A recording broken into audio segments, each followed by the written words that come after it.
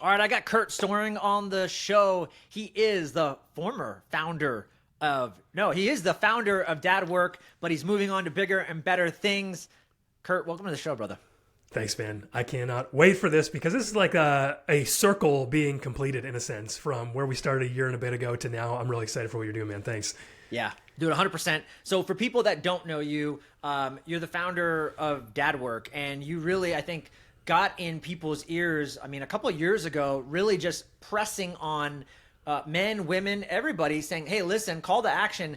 Dads out there, I think you're making a mistake. And I think you were going through your own journey, and it was like, how can we level up as fathers and husbands and be better? And you started, dude, a movement through Dad.work, which is how my wife found you and said, Joel, our marriage is suffering. You're a terrible father. I want you to go work with this guy right now. And that's how we met. I said, okay, I'm all in. And that's how we met. And I know now you've transitioned. You're onto you've shelved an amazing project temporarily, Dad.work, to go on because I think you're feeling called to do something even more. And we're going to get into that today. But kind of going backwards, why did you start Dad.work? Was there like an aha moment that you were working on in your marriage or your family? Like, what was it that caused you to go all in and realize that it was so important? So many people are tied up doing other things in their health and their wealth, but you felt like, no, I need to be a better dad and a husband, and that's going to unlock everything. It was because I was an awful dad and husband for so long.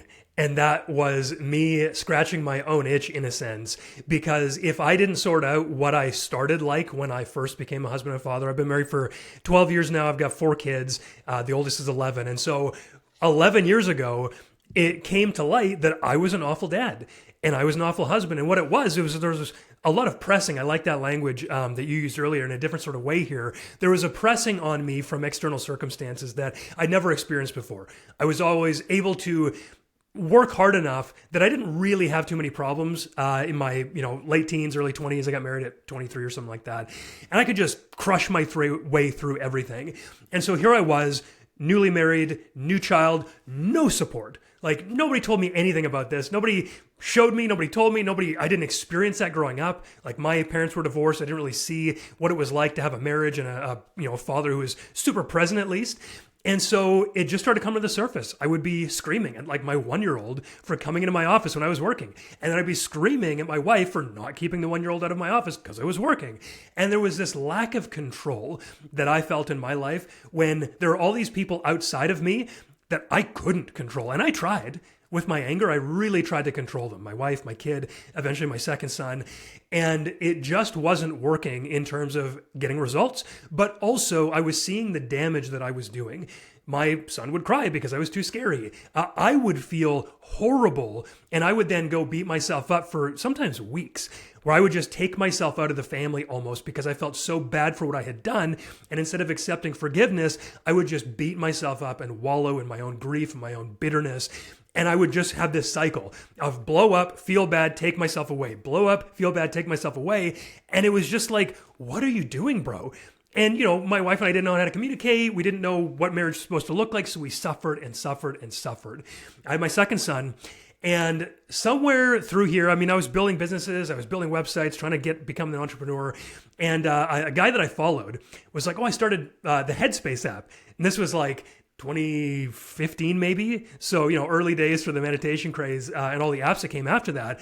But he's like, I think I'm more productive at work. And I'm like, sweet, work productivity. That's all I care about right now. I'm going to try meditating. So I get the Headspace app and I start meditating for like 10 minutes, 10 days in a row is like the first thing they ever did.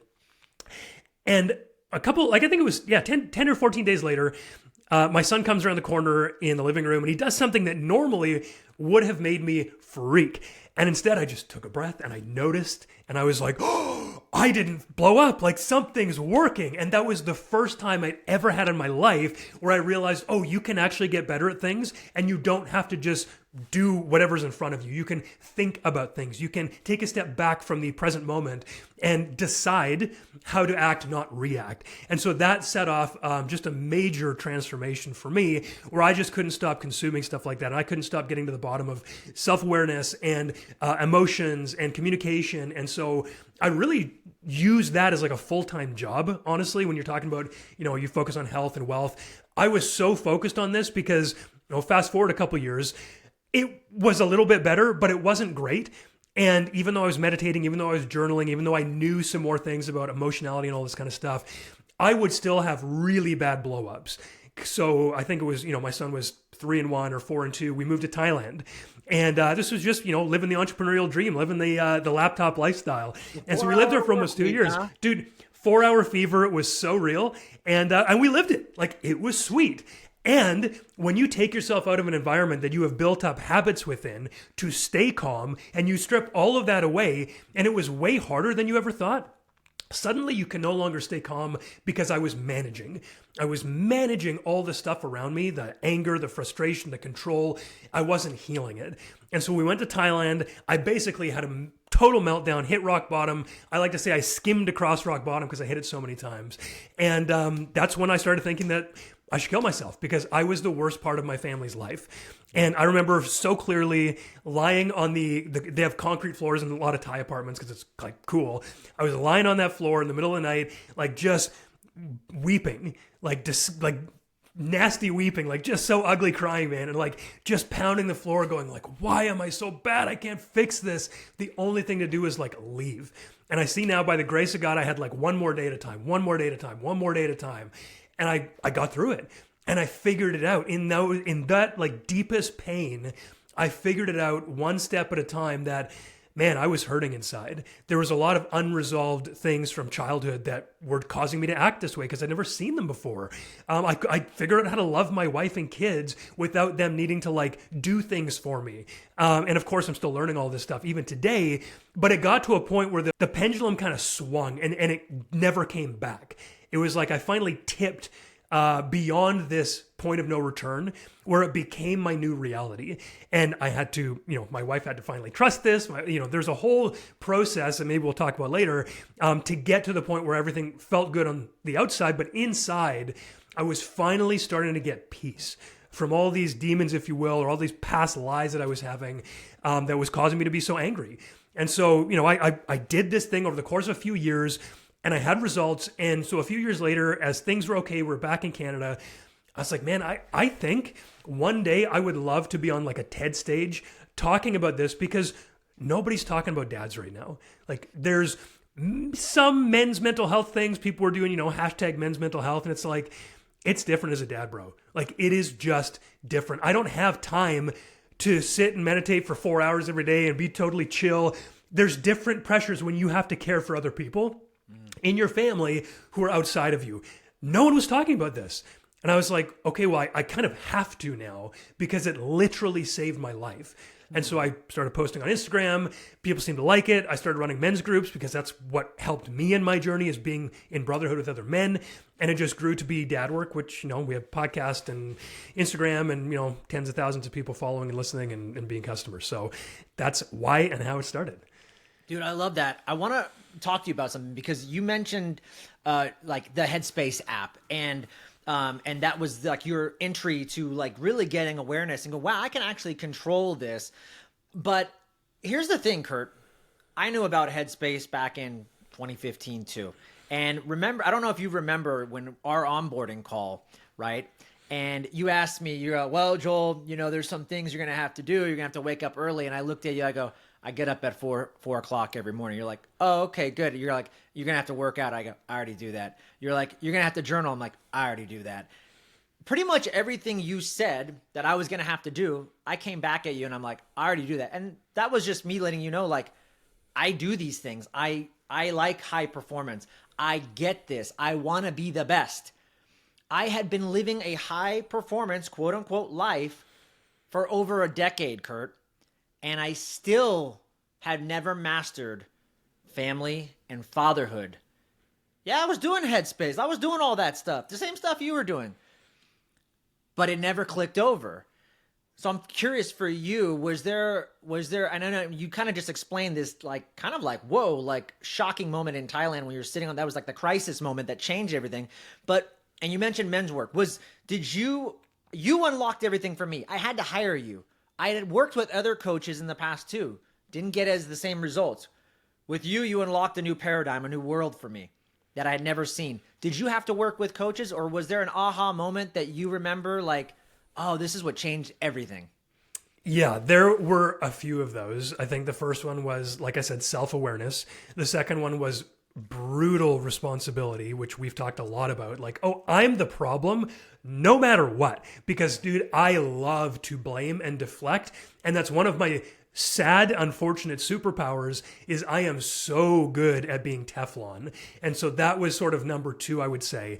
There was a point I remember very clearly in Thailand, just coming back from Thailand, where I would like get right up to the edge of where I thought things were going to be good, and I would slide back down and be like, what is going on? And of course, I was doing this whole thing basically alone for the first, I don't know, 3 years. And I just, like, I never even thought you could talk to people about this. I never thought there was other men. Like, I don't know. I was just so in my own space. And I came back to Canada, and I knew some people. I can't even remember how I met these people, but I sort of had them in my orbit. And we ended up talking about men's work, men's group. And oh, it was a guy I was doing breath work with. So I was meditating, I was doing breath work, I was journaling. Like, bro, I did the whole gamut, just like you know, high performance stuff. And I was just really trying to apply it to my family because that's where my most pain was. And so maybe that's why that clicked for me. But I was doing breath work and it was, you know, it was okay. I had some nice experiences, but I told this guy what was happening in a little coaching session. He's like, oh, come to this open house. I was like, okay. And things were like, I was so tired of doing all this work and never getting that freedom of like 100% perfect results, which of course I was looking for because I'm a results driven guy. And so I go to this open house. It's for a men's group locally in Vancouver. And they said, turn to the guy beside you after an introduction, like tell him why you're here. And I was like, I'm here. I am going all in. I'm the type of guy, if I do a program, if I do a course or something like that, I'm asking all the questions because I paid for this and everyone else is shy. Everyone, if you ever join a course, just FYI, anyone who's listening, if you join a coaching course, ask bloody questions. I'm always the guy who does that, going all in because I want to get the most out of this and I want to win. So here I am, sat in front of a guy, really have practiced my emotions and stuff like that with my family, but never talked to another man about it, other than this one guy who invited me. And so I was like, I'm going all in. So I told him in like a very succinct but good way. And he's like, wow, like you've really thought about this. This is amazing. And I was like, oh, thanks for not saying that I was a loser. That's also amazing. And so I joined this men's group, and it was within that group of men, a bunch of imperfect men at different parts of life, different walks of life, different experiences. And by sharing my experience with other men, that really unlocked everything. I had a guy on my podcast at the very beginning who said, all wounds are created in relationship, therefore all wounds must be healed in relationship. And if you're a man, you likely don't have very many relationships where you're talking about, hey man, like my mom, when she was this age, like this is what happened, didn't feel safe with her. She said these things to me, which made me feel bad about myself. My dad actually did X, Y, and Z, and that made me feel like this. And we're not blaming in this situation, but we're just saying, hey, here's what's real. And there's a very real thing you probably heard before, name it to tame it, feel it to heal it. Like you've got to go inward. You've got to go inward and then express that to another person who can see you in that, hold space for you and say, bro, totally get it. Makes sense. I felt that too. You're going to be okay. And I don't know what it is because it sounds anticlimactic when I say it like that. But if you've never shared your inner reality with another man, a safe man who gets you, you're missing out so much. And that was the thing for me that kickstarted the real lasting change. Being in men's group, being with other guys, having mentors who cared about me for no reason. Like I've even asked mentors of mine, like, when are you going to start charging me for the coaching that you're probably like leading me on to? They're like, oh, I just love you. I'm like, what? So anyway, you don't get that if you're not willing to be vulnerable with other people. So yeah, that was probably the thing as I'm talking about it. Dude, that's amazing. And I remember too, when my wife asked me to reach out to you and join your program, one of the things in the back of my mind was men's work. And by the way, I'm all about sharing my feelings, and I did 4 years of therapy and I have no problem with that. But my stigma around men's work was these guys are weak. Like bunch of dudes talking about their feelings. You know what I do? I get up at 4 a.m. I meditate. I don't need to share my feelings with a bunch of other dudes. Okay? That's not the solution.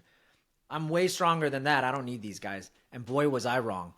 For me, men's work isn't about being vulnerable all the time. It's about being in community, man, being in tribe. And I think one of the big things that you told me that I really love is that, guys, this is the bonfire.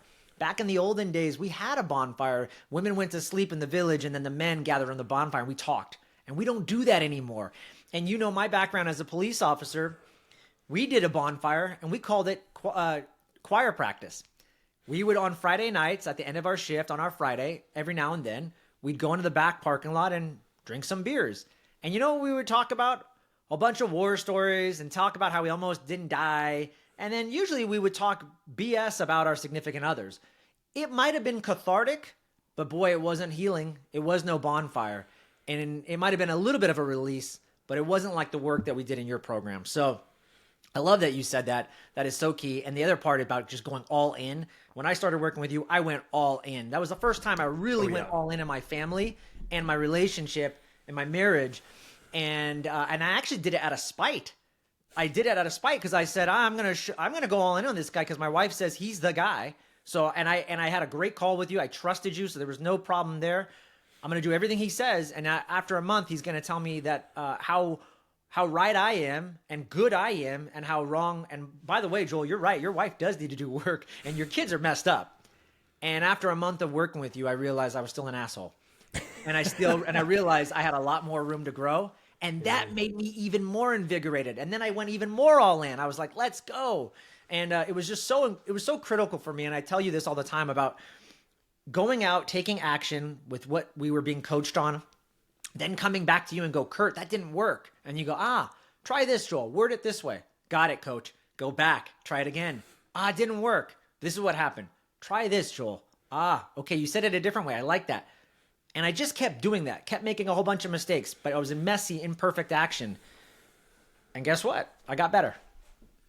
And that was the key, man. So yeah, love that you said that. And thank you so much. I want to ask you, what do you think right now? Because you've done this work for so long and you hear all the stories and all the guys, a stratosphere of guys coming in. You have good data.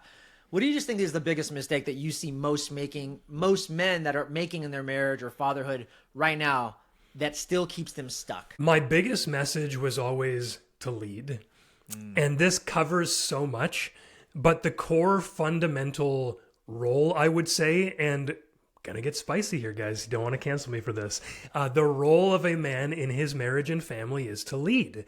Your wife doesn't want to lead. Your children don't want to lead. You as a man have the shoulders to lead.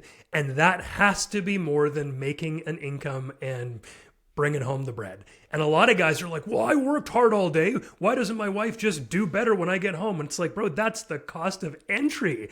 Like, you want to just pat yourself on the back because you showed up and did what you're supposed to do? Like, no, that just gets you in the door. If you would like to have a family life and a marriage and a fatherhood experience that is fulfilling and intimate and really like just amazing, the best part of your life instead of the worst, which mine was and now is, the best part, I would say, you have to lead. And what that means is you have to lead like men think they have to lead, which is in the front, physically, hard to kill, we call this. You want to do all those things like Joel was saying, to be 4 a.m., cold showers, working out. You want to be hard to kill because then your wife and kids feel physically safe. But the physical aspect is only one, and that's where most guys stop.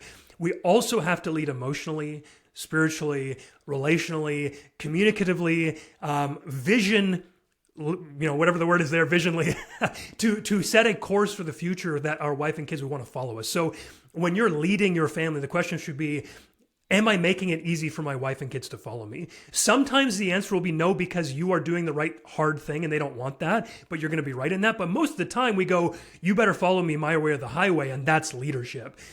That's not, and it doesn't work like that, unfortunately, or otherwise, but I've seen enough guys who that doesn't work. But the more common thing, honestly, man, is people just aren't leading at all. They're like, well, I'm kind of scared of my wife and I don't want her to say anything bad about me, so I'm just going to let her lead. And she's like, when will you step up and make some decisions, bro? And so we talked a lot about that in terms of leadership. And I would say that servant leadership is a very common thing that people throw around, and I think that's right, but I think people get it only half right. Servant leadership is leading by serving, but it's also serving by leading. When your wife has a problem or the family has a problem and she looks to you for support, you don't have to only say, "Oh, baby, okay, I'm just going to help you do this. What can I do for you? How can I serve you?" She's like, "Bro, we've got a problem. Go do something about it." Guys are missing that part where they're leading with action. They're serving with leadership. And so it's this idea, again, of responsibility, self-awareness of the family and yourself, and then taking these steps to get where you want to go. And I like to look at this in terms of, let's use the boat analogy. I like this one. You can be a guy. You can be the hardest working mofo in the entire world. And you get in your little rowboat or your sailboat or whatever, and you're just thrashing out there and you're like, "Bro, I am going to outwork the competition." I'm like, okay, well, number one, I don't think you've actually got your family in the boat because you were working too hard and you forgot them. Number two, where are you going? And how likely are you to actually make it to where you think you're going? Number three, did you stop to learn the skills when there's a squall or a storm or something? Pump the brakes. And it's okay, well, I'm going to learn some skills then, and I'm going to work hard. And I'm like, that's better, but you're still not going to make it where you want to go, because if you set out on a boat from land, just mathematically, think about how much water versus how much land there is. If you just set out with no direction, you're probably just going to end up in the middle of the ocean. You'll run out of supplies and you'll die. And your family's on your boat too, bro. Don't do that. And so when we bring it all together, I love this boat analogy because you have to know how to actually do the thing. You have skills, how to speak to your wife, how to communicate, how to parent, all these kind of things. You have to work hard, get up early, have gratitude, be, journaling, reading, all the kind of stuff that we do. Number three, you actually have to know where you're going. So make a map of you and your journey as a family and how you're going to get there. And so when we put these things together, which is what we did inside the community, inside the dad.work brotherhood, and then you have a whole crew on your ship too, because you can't do this alone, guy. All of these things have to be in place. So lead, awareness, having accountability from other guys, knowing where you're going and how you're going to get there, the skills to navigate the storms of life, hard work is the foundation of all of this. That's what I think about that most guys aren't willing to do and they're not doing because they've never seen it done. And so if you're hearing this, it's not necessary. It's probably not your fault actually, but now that you know it, it is your responsibility to do something about it. So it's not easy. It's going to take some work, but if you can lead in that, and again, this is such a big topic, and I'm trying to make it as succinct as possible while keeping within this framework that we're trying to talk about. The piece that I want to just zoom in on a little bit here as well is the emotional side of things, because it's things that we're mostly bad at as men. And so if you're doing all this kind of stuff, if you're hey, I know where I want to go, I've written my vision down, I know how I'm going to get there, I'm really good at working hard, I've got some skills. The skill that most guys get thrown overboard with is still emotions and communication. And so if we were to just really zoom in, that would probably be the part of leadership that throws most guys overboard that you're talking about here, that most guys suffer with, that they have bad relationships because of. And so maybe I will open it back up to you if you want to dive into that at all, if you want to get into specifics about emotion, communication, stuff like that. But let me just pause there and see where you want to take it. Yeah, love that. And I will say that's probably one of the communication aspect, emotions. Those are probably the biggest things I hear too with guys.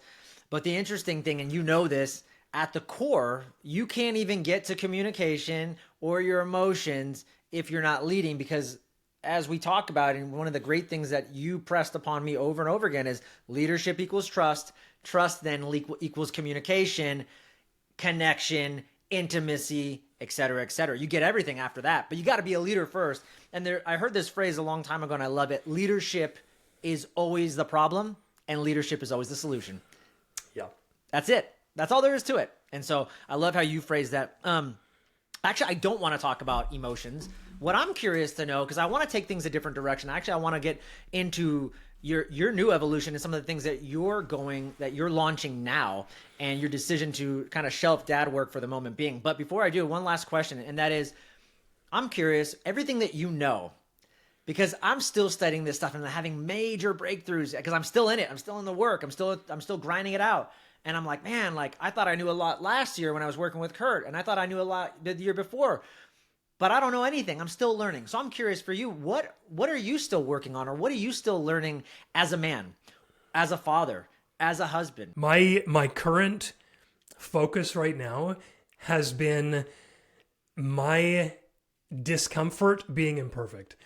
And that's a long study for me, but it is one that is coming to a head very specifically in a way that I can't pretend like I actually know what I'm doing. So beforehand, over the last number of years, I've known I've been a perfectionist. That comes from all sorts of childhood wounds. And, I've gone through all that. I get that. But it would still come up a lot. And it would come up in ways that would be very selfish, very isolated for me versus my family. Like I would do what's good for me. And even doing vulnerable, quote unquote, humble things, I'd still have it in the back of my head that like, oh man, like I'm supposed to be this vulnerable. I'm supposed to be this humble. Therefore, people are going to think that I'm really good. And it's like, bro, that's the opposite of humility. And yet you're saying this is what it is. So my biggest thing these days, like as I think about this now, it's been a few months since I've talked about dad work, honestly. So it's really nice to sort of see what's coming up for me right now. It's not usually the big like, oh, I didn't even know that piece was there. That's amazing. Let's add this. It's like going deeper and deeper into each piece. Or on the flip side, like you said earlier before this call, like elevating each piece to a way where there's a higher experience of God, a more deep connection with God, more humility for me to be able to die to myself, knowing that I ain't it, man. And that has been so painful recently to realize just how selfish and prideful I still am, even in all the work I've done to not be like that. And to realize that there's still so much of me that wants to appear perfect. And that is so freaking hard because it impacts everything. It impacts me wanting to say yes or no to my children when I play with them because I'm thinking about me. I'm thinking about how they see me. I'm thinking about like what I want. I'm not thinking about, you know what, Curt, like you've had a busy day. You've done this. Your kids should just be quieter. They should just go and play over there, but they want you. And I know that's super basic, but it's different from where I'm at now because I've had all these thoughts before and it's like, oh, I think I got them. And what I'm learning now is I don't know that I will ever get to the point that I think I need to be in this life. And that's scaring the crap out of me in a beautiful way. I think that finally I'm realizing that my deepest desire and goal to be the man, husband, and father I want to be is almost in a sense out of reach. Now, this is very hard to explain, but it's like the thing that I want most in this life to show up for everyone, to be the guy, to love so deeply. And like one day I hope I'll get there. I'm almost having this tiny little sliver of wisdom where I'm realizing how little that I know, just like you said. And it comes in waves, dude. Like every time I think, wow, this is an amazing period of my life. I figured it out finally. Something opens up, this expanse opens up, and I go, I am a nothing.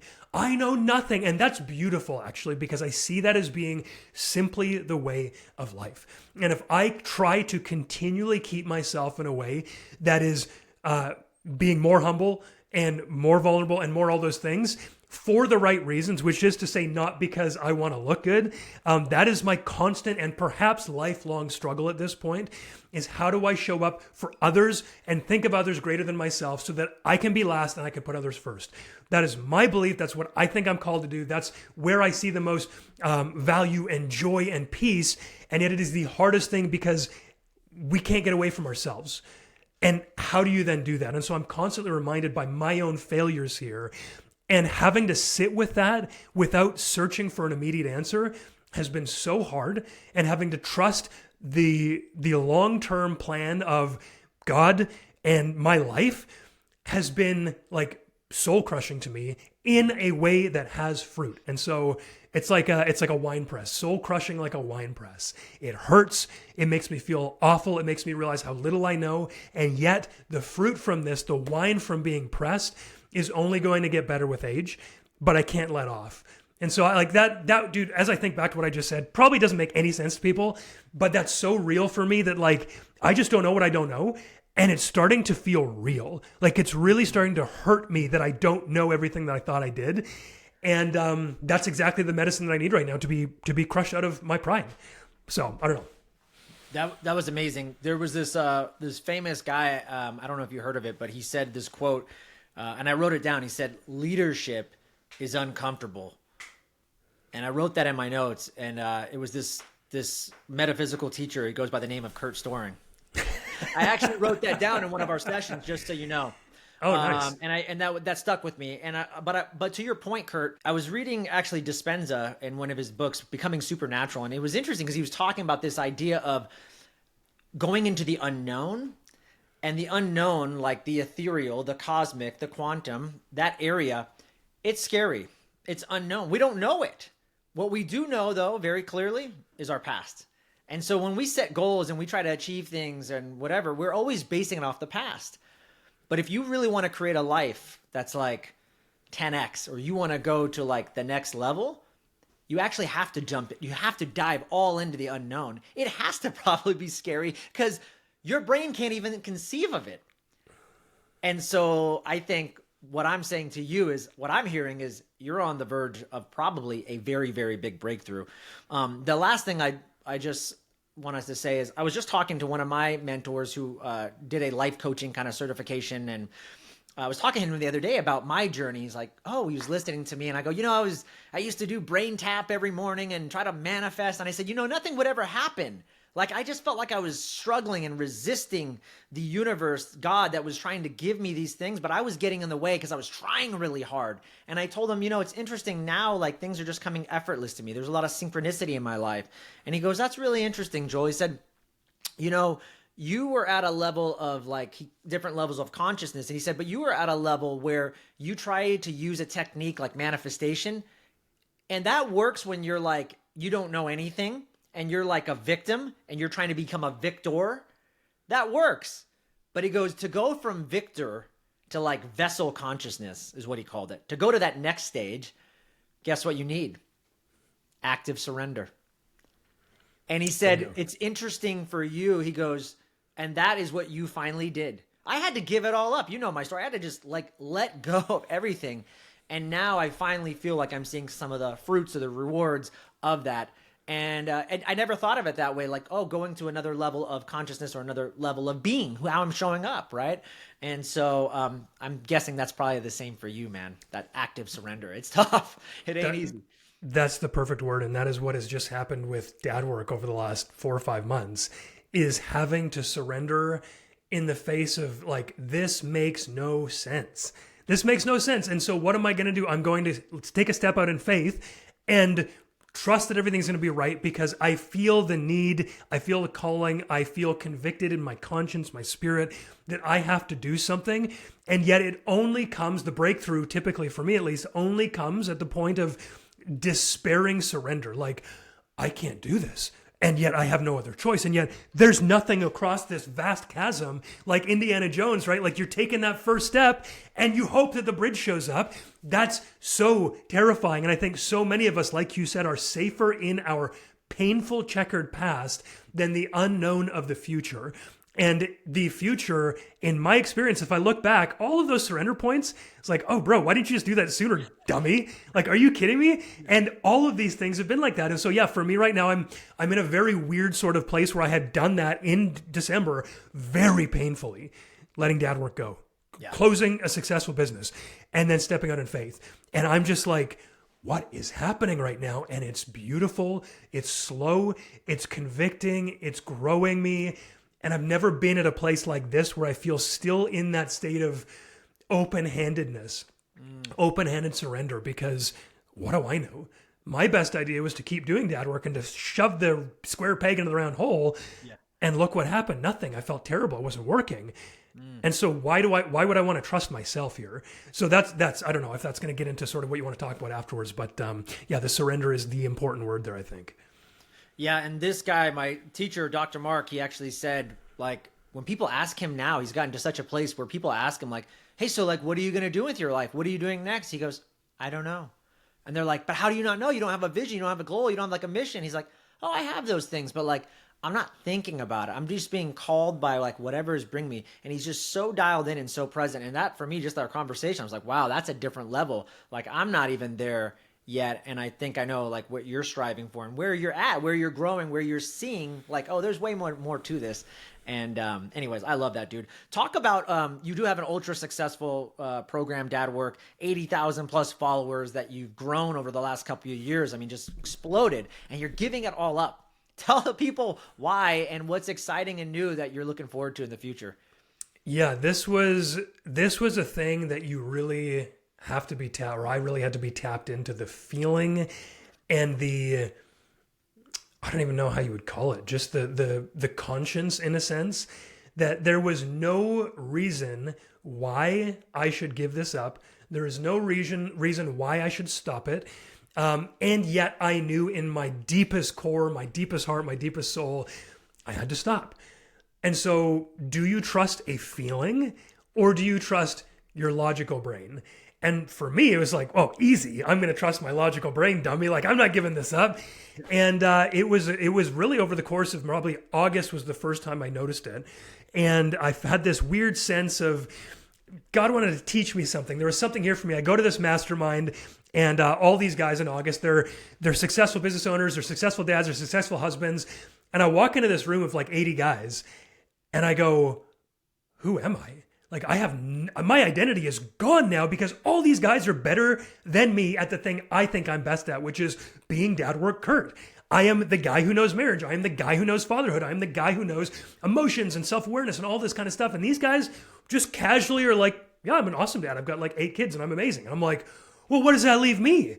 And for me, like my own spiritual walk, I heard God say, like, are you ready to just be my son? Like as your identity, not who you say you are, but who I say you are, which is literally nothing outside of me. Outside of me, God, the Father, Jesus Christ, the Holy Spirit, that is it for you, Curt. Can you accept that? I'm like, no, no, I can't actually. Let me try to do it my way. And so the next couple of months, dude, I hired a coach because I was like, Kate, my business isn't growing fast enough. It's summer, it's slow. I'm going to spend 10K on a coach and I'm going to spend X amount of dollars on ads. And I'm just going to blast this through because this is it. I started creating content, felt awful. I was like, oh, that was terrible. I should have seen that coming. And so because I felt so bad about a month's worth of content that was only created to make sales, totally misaligned, I pulled that back and I stopped doing that. And I was like, what do I do now? There's a month where I was not selling. I was not doing anything. I was not creating content. And interestingly enough, that month of not selling turned into the rest of the year. I did not let a single person into the program after July. And so everything that I built ended July 27th was the last guy we quote unquote sold into the program. And it was like, how do I do content? What's going on? I feel so weird. Does this feel right? And I had all these questions. Maybe I should stop. Oh, bro, that's stupid. You can't stop. This is your literal business. You're providing for your wife and your kids. You're literally saving lives, marriages, parents, all that kind of stuff. I get DMs. I have stories from clients. Like, it's really amazing. It was so gratifying. And I was like, how could this, which is so obviously and objectively good, be wrong?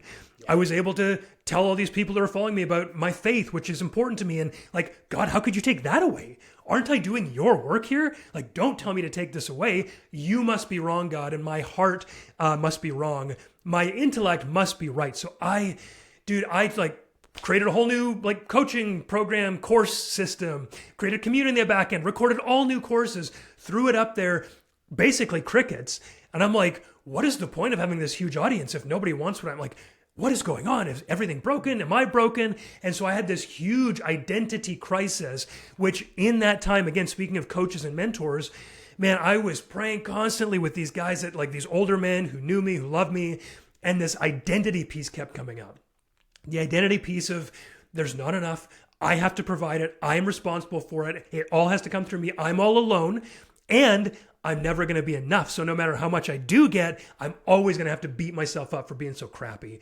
And so I was stuck in this terrible, toxic identity, performance identity that gave great results. Successful business, successful marriage, successful family. But even still, even after everything we've talked about, there was a missing piece. There was a broken piece to me still that goes so deep. And so through a lot of prayer and a lot of, processing and stuff like that, we got to this point where I believed lies about myself and God that I had to basically heal. And for me, that was like going through these meditations, visualizations. And again, for me, it was inviting Jesus to heal these moments of my biggest grief as a child. Like, Jesus, where were you in that moment? And he would show up and I'd go like, I wasn't alone. And all of this is redeemed and healed. Like, let's go. And it was just gone. And again, there's more to that. Like, I don't even know because I can't see it because I'm not there yet. And I know there's more that will come up as I progress. That's just the way of life. But I go through this. I finally come to this point where I'm like, I'm cool just being me for the first time ever, not performing, not what people see me as. And so I'm in prayer here. I'm in this sort of meditative state. And one of my mentors, Steve, says, imagine there's nobody else around you. Nobody could see you right now. Dad works in front of you. What would you do with it? And I was like, oh, I would stop it like right now. I don't want to talk about this at all. And there's a big story about that, right? Because I'm thinking about how do I create content when I'm with my family? And so here, the guy talking about fatherhood, marriage, communication, awareness is being taken out of his own family's awareness to create content to save other guys' marriages. Like, what are you doing, bro? And I know there are guys who can separate that and do it well. I just couldn't. And that for me was one of the surrender points was, oh, you have to admit that even though all these other guys seemingly can do this, you can't. And it doesn't make sense because they're like, well, what do you mean you're quitting? I've figured this out. I can do this, Curt. Are you a loser? And I had to, that was my fear. Now, does that matter? Of course not. But it did matter to me how I was observed. And so my surrender was, I'm surrendering to that judgment if it comes. And I know in my heart that this is wrong for me. And the only reason I would continue is because of what I think other people are going to think. And again, that's very raw, down to the core of my being. Mom, dad, all these stories. And so knowing that this was wrong, I had to make a choice. Do I go with truth, which is my constant, the only thing I long for in life is to get closer to truth. That's always led me where I'm going, and I think it always will. If I get closer to truth, I have to drop this business. I don't know why, I don't know how, I don't know what I'm going to do, and I'm just going to have to trust. Do I believe that God is faithful to provide for me, yes or no? I mean, I guess it's scary. I don't know how to do that. My faith is so new and weak and all this kind of stuff. But if I really believe this, put the belief into action. So I made a post. We're not doing this anymore. I closed everything down. I haven't made another post other than to like update people on my new project. And that's been it. So it was identity. It was listening to consciousness. It was listening to conscience, I should say. It was tapping into all of that and then challenging my deepest identity while not being so afraid of other people, which again, very personal to me. That's my biggest thing, to make a step out into faith. So I think what I'm seeing in my life now, the results, the fruit, are that on the other side of that ultimate surrender where you truly have to die to what you know is best, that's where everything comes. Just like you were saying, everything in terms of, I'm going to have to save my marriage. And so, I'm hitting the floor in Thailand and I give it all up. Fine. What am I going to do then? I'm going to save it however I can. All these things started happening. Same with this business. Fine. I can't do this. I feel so gross inside. Doesn't make any sense. Give it up. Man, the last 4 or 5 months, very small sample size, hardest time period of my entire life probably, which is saying something. But the most gloriously peaceful, joyful, and blissful, and beautiful, and faith deepening. And so I'm no longer looking for, I'm just on good vibes only all the time. I'm like, highs and lows, I'm in it. And I love it. And I have faith in this. That's not me. So anyway, that's where I'm at. Dude, you got me choked up, man. Thank you. I'm so proud to know you. And I know greatness no matter what you do. People are going to follow you because you do stand in your truth, and there's very few that will do that. They'll stick in for the money and they'll do all these things, and you've never been that way. And I love that about you. So thank you, brother. Thanks, man.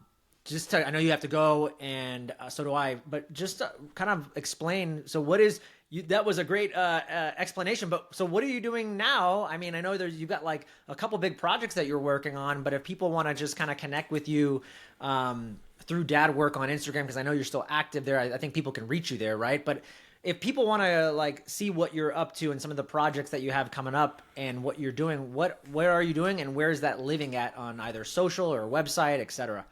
Yeah, well, that was one of the things that I committed to staying away from is social personally. And so I'm posting there, but I've got an app that connects to all my group chats and sends it to one Messenger. It's called texts.com. Highly recommended. I don't even go on Instagram anymore. It just comes in there. So yes, you can reach me. dad.work.curt is the handle on that. But after trying a bunch of different projects, just to see what I was going to do next, is I had this little bit of a runway. I could decide what I wanted to do. I created a journal, designed it, got it printed in China, shipped it out here. Maybe that's going to work. It's called Truth Journals. I started a podcast editing agency just as like a really boring thing to do because I had already built that team for dad work. And I just got some clients, and then all of a sudden I got more clients. And so that's my main thing now. After having tried a few other things, I'm doing, it's called Proclaim Podcasting. We edit and post and make reels and make show notes. We do everything after recording and all the way to posting.